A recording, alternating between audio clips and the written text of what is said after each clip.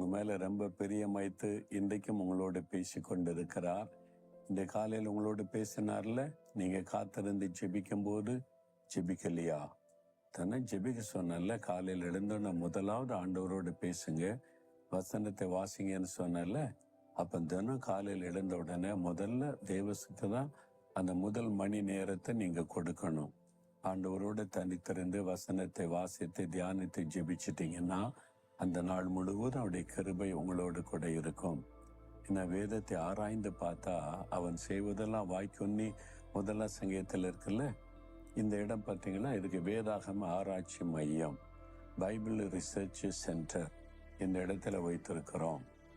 இந்த சென்டர்ல என்ன நடக்கும்னு கேட்டீங்கன்னா, அப்போதைக்கு அப்போது வேதத்தை ஆராய்ந்து பார்க்கிற கூட்டம் நடக்கும், பைபிள் ஸ்டடி நடக்கும், ஒவ்வொரு தலைப்புல நடக்கும். வேதத்தில் உள்ள முக்கியமான தலைப்புகள், அதுல அபிஷேகம், வரங்கள், விசுவாசம், குடும்பம், களோபதேசம், என்னெல்லாம் நடக்கிறது, இந்த மாதிரி பல வேத ஆராய்ச்சி கூட்டங்கள் நடக்கும். அப்போதைக்கு அப்போது ஒவ்வொரு தலைப்புல பல தேவ மனிதர்கள் இந்த இடத்துல டீச் பண்ணுவாங்க. அதுக்காகத்தான் இந்த இடத்தை தேவனுடைய கூடாரத்தில் ஒரு பகுதியில் இது அமைந்திருக்கிறது. நீங்க அதை பார்க்க முடியும்.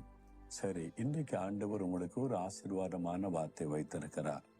ஆண்டவர் என்ன சொல்றார் தெரியுமா? உபாகமம் 26ஆம் அதிகாரம் 19ஆம் வசனத்துல, புகழ்ச்சியிலும் கீர்த்தியிலும் மகிமையிலும் உன்னை சிறந்திருக்கும்படிக்கு நான் செய்வேன். உன்னை சிறந்திருக்கும்படிக்கு நான் செய்வேன். புகழ்ச்சி, கீர்த்தி, மகிமையில.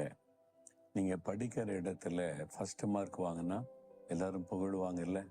ஓ, இந்த பிள்ளை தான் ஃபர்ஸ்ட் மார்க், இந்த தம்பி தான் ஃபர்ஸ்ட் மார்க்கு அப்படின்னு சொல்லி. மாவட்ட அளவில் ஃபர்ஸ்ட் மார்க் வாங்கிட்டீங்கன்னா கலெக்டர் வரைக்கும் போயிடும். இந்த தம்பி தான் நம்முடைய மாவட்டத்தில் முதல் மதிப்பெண் எடுத்திருக்கிறார், இந்த பெண் பிள்ளை தான் முதல் மதிப்பெண் எடுத்திருக்க. புகழ்ச்சி, ஒரு கீர்த்தி. பேப்பர்ல எல்லாம் படம் வரும், எல்லாரும் பேசுவாங்க, டிவியிலெல்லாம் சொல்லுவாங்கல்ல. மாநிலத்திலேயே முதல் மார்க் எடுத்துட்டா அந்த புகழ்ச்சி முதலமைச்சர் வரைக்கும் போயிடும்.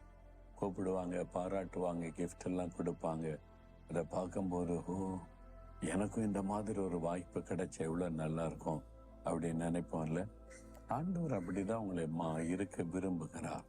புகழ்ச்சியிலும் கீர்த்தியிலும் மகிமையிலும் சிறந்திருக்க பண்ண விரும்புகிறார். ஆனா அப்படி இல்லையே. படிக்கிற இடத்துல போராட்டம் பிரச்சனை, வேலை செய்யற இடத்துல போராட்டம் பிரச்சனை. வேலையில நீங்க சாதிச்சிட்டீங்கன்னு வைங்க, எல்லாரையும் கூப்பிட்டு கை தட்டுவாங்கன்னு வாழ்த்துவாங்க. இவங்க தான் அந்த ஸ்பெஷலா இதை கண்டுபிடிச்சிருக்காங்க, இதை சால்வ் பண்ணியிருக்காங்க, ஒரு புகழ்ச்சி உண்டாகுது இல்லை? அதே மாதிரி தான் எல்லா இடத்துலையுமே நீங்க சிறந்து விளங்கினா அங்கே புகழ்ச்சி வரும்.